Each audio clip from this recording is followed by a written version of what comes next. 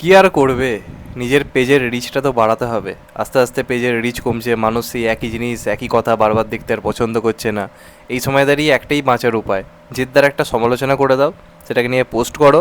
জিদ্দার বলা একটা কথাকে অন্য মানে করে বিকৃত করে সেটাকে পোস্ট করে দিই। কী আর হবে, কিছু জিৎ ফ্যান্সরা এসে আমাকে গালাগাল দেবে, আমি নির্লজ্জের মতো একটু গালাগাল খেয়ে নেবো, আর কিছু হবে না, আমার পেজের রিচটা আবার ফিরে আসবে। এই হচ্ছে আলটিমেটলি অনেকের টোটকা, এবং সেই টোটকাতে আমার খুবই পছন্দের একজন মানুষ রিসেন্টলি পা ফেলেছেন, যেটা দেখে একটু অবাকই হলাম। তার নাম হচ্ছে গর্গ চট্টোপাধ্যায়, বাংলা পক্ষের অন্যতম নেতা, বা বলতে পারে বাংলা পক্ষের মেন আর কি যিনি মানুষ, গর্গ চট্টোপাধ্যায়। তিনি রিসেন্টলি একটা পোস্ট করেছেন, এবং সেই পোস্টটা দেখে আমি খুব অবাক হলাম যে এই মানুষটাও এখন রিচের পেছনে পড়ে গেল।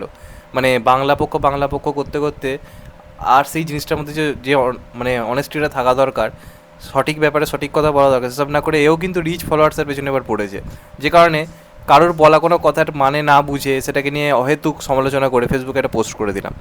তো ব্যাপারটা খুলে বলি, জিদ্দার রিসেন্টলি একটা ইন্টারভিউতে এই কথাটা বলেছে যে আমি সবসময় চেয়েছিলাম হিন্দিতে কাজ করতে, যেহেতু আমি নিজে একজন হিন্দিভাষী, তো সেক্ষেত্রে আমার অবশ্যই প্রথম প্রেফারেন্স ছিল হিন্দিতে কাজ করা।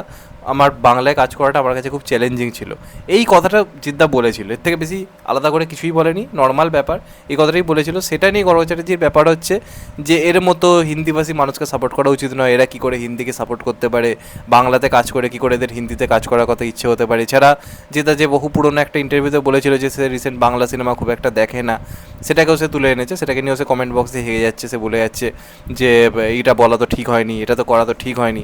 আলটিমেটলি ঘটেছিলটা কী, কী ব্যাপারটা নিয়ে জিদ্দা এই কথাটা বলেছিল সেটা সম্বন্ধে কিন্তু এর কোনো আইডিয়া নেই, এবং জিদ্দা কথাটা বাংলাকে ভালোবাসে এদের কোনো আইডিয়া নেই। যারা জিদ্দার কাছে গেছে, যারা জিদ্দার বাড়ি দেখেছে, তারা খুব ভালো করে জানে জিদ্দার বাড়িতে কী ধরনের বাঙালিয়ানা রয়েছে একটা হিন্দিভাষী হওয়া সত্ত্বেও। যেখানে বাঙালির বাড়িতে আপনারা এখন হয়তো আজকের দিনে দাঁড়িয়ে বাঙালিয়ানা খুঁজে পাবেন না, শুধু ওয়েস্টার্ন ব্যাপার স্যাপার দেখতে পারবেন।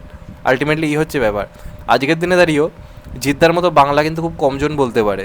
জিদ্দা যখন কোনো জায়গাতে যায়, বাকিরা অনেক বাঙালিকে দেখেছি ইংলিশ বলতে পারছে না, ইংলিশ বলছে বাঙালি হয়ে, সেখানে জিদ্দা কিন্তু একজন হিন্দিভাষী হয়ে বাংলা ভাষাকে সবার আগে প্রেফারেন্স দেয়, এবং এত সুন্দর উচ্চারণ কল্পনা করা যায় না। আমি তো নিজের ছোটোবেলা 2006-7 অব্দি জানতামই না যে জিদ্দা একজন অবাঙালি, এত ভালো বাংলা বলতো। তো আজকে সেই মানুষটাকে কাঠগড়ায় তোলা হচ্ছে, সমালোচনা করা হচ্ছে।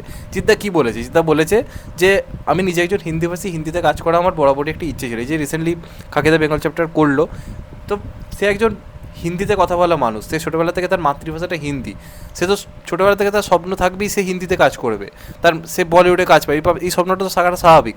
আজকে তাহলে বহু বাঙালি রয়েছে যারা তাহলে বাংলা সিনেমা ছেড়ে আজকে বলিউড সাউথে গিয়ে কাজ করছে কেন? এরকম তো অনেক অভিনেতা উদাহরণ রয়েছে, ওই কাকু নিয়ে তো সমালোচনা হলো না, যেই জিদ্দা গেল ব্যাস শুরু হয়ে গেল কারো কারো বক্তব্য রাখা। আর জিদ্দা যে পুরোনো ইন্টারভিউতে যে কথাটা বলেছিল যে আমি রিসেন্ট বাংলা কাজ খুব একটা দেখি না, কোন কাজগুলো আপনি বলবেন যে 2015, 16, 17 যে টাইমের কি ইন্টারভিউ, জিদ্দা যে ধরনের কাজ সেই সময় হয়েছিল, জিদ্দা নিজের কেরিয়ারে সেই ধরনের কাজ অলরেডি শুরুর দিকে করে ফেলেছে।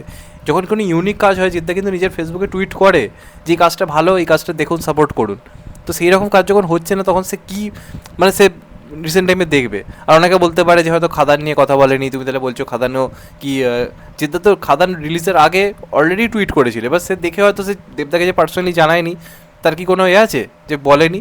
আজকে সে তো বাড়ি আর যখন এলো স্পেশাল, যখন ট্রেলার লঞ্চ ইভেন্ট হলো, জিদ্দা তো নিজে গিয়ে প্রমোট করেছিল, মির্জাকে সে নিজের চ্যানেল থেকে প্রমোট করেছিল, নিজের চ্যানেল ট্রেলার এনে।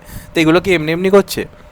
আর এটা তো স্বাভাবিক ব্যাপার, তুমি ছোটোবেলা থেকে যে মাতৃভাষাকে শিখে বড় হয়েছে, তোমার সেই ইন্ডাস্ট্রিতে কাজ করার ইচ্ছা। আজকে যদি কোনো বাঙালি, সে যদি বাঙালি হয়ে সে যদি এটা বারবার বলতো যে আমি আমার হিন্দিতে কাজ করার ইচ্ছে প্রবল, তাহলে মেনে নেওয়া যেত।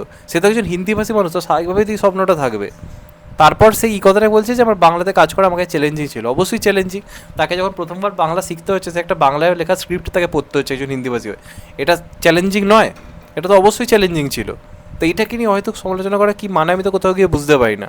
আর তুমি জিদ্দার বাড়ির ড্রয়িং রুম দেখবে, সেখানে বড় করে সত্যজিৎ রায় থেকে শুরু করে উত্তম কুমারের ছবি রয়েছে। এটা কি এমনি এমনি আজকে বলে না, বহু দিন ধরে সেটা রয়েছে।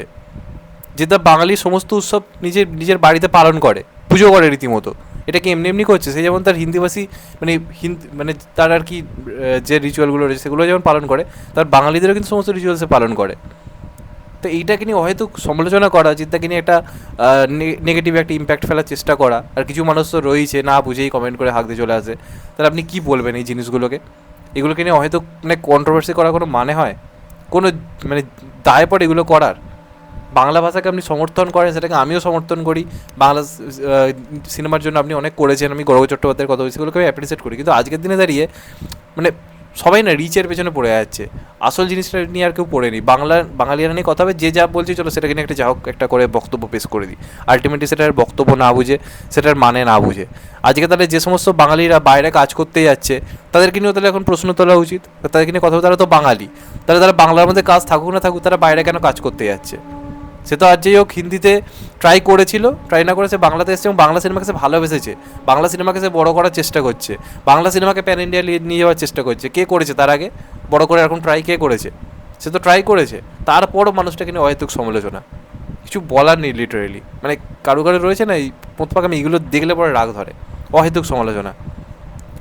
তো আমি জিদ্দাকে সামনে থেকে দেখেছি, জিদ্দা কতটা ভালো বাংলা বলে সেটা আমি খুব ভালো করে জানি, এবং কতটা বাংলা মানে বাঙালিকে সে সমর্থন করে, বাংলা সিনেমা সে পাশে দাঁড়াবার চেষ্টা করে, সেটাও যারা সামনে থেকে দেখেছে তারা খুব ভালো করে জানে। তো এটাকে নিয়ে অহেতুক খিল্লি করা, সমালোচনা করা কোনো মানে হয় না, একটা বক্তব্যের অন্য মানে করে নোংরামি করা কোনো মানে হয় না। যারা জানে তারা জানে, একটা মানুষ বাংলা সিনেমাকে না ভালোবাসলে এতদিন ধরে বাংলা ইন্ডাস্ট্রিতে পড়ে থাকতো না, ছোটোখাটো পার্ট করে অন্য ইন্ডাস্ট্রিতে পার্ট আঁকা স্টার্ট করে দিত। আজকে সে লিড অ্যাক্টিংয়ের চান্স পেয়েছে বলে সে হিন্দিতে কাজ করতে গেছে। ছোটোখাটো পার্ট পেয়ে টাকা তো অনেক বেশি, ছোটোখাটো পার্ট করে বলিউডে অনেক টাকা ইনকাম করা যায়, সে তো যায়নি। তার একটা স্বপ্ন থাকতে পারে, তার স্বপ্ন কিন্তু আমরা কেন শিরমিনি খেলবো? একটা বাঙালিরা প্রথম ইচ্ছে থাকে সে বাংলায় কাজ, কোথাও গিয়ে কাজ করবে, তারপর সে হিন্দি হয়ে যাবে। তো তেমন একজন হিন্দিভাষীরও এটা তো স্বপ্ন থাকতেই পারে যে আমি আমাকে যে হিন্দি ভাষায় কাজ করার একটা স্বপ্ন ছিল এবং সেটাকে আমি অনেক বেশি তার কাছে গ্রহণযোগ্যতা থাকবে, এটাই তো স্বাভাবিক। তো তাই বলে সে বাংলা ইন্ডাস্ট্রিকে ভালোবাসেন, এটা কী ধরনের কথাবার্তা? যাই হোক, তোমাদের এটা নিয়ে কি মতামত অবশ্যই কমেন্টে জানাতে ভুলো না। চ্যানেলটা নতুন হলে চ্যানেলটা সাবস্ক্রাইব করে দিও and get the bell icon. ভালো থেকো সবাই, টেক কেয়ার, নমস্কার। আবার দেখাবে, এখন তো বাই, সবাই ভালো থেকো, সুস্থ থেকো, নমস্কার, টেক কেয়ার, আবার দেখাবে, ভালো থেকো।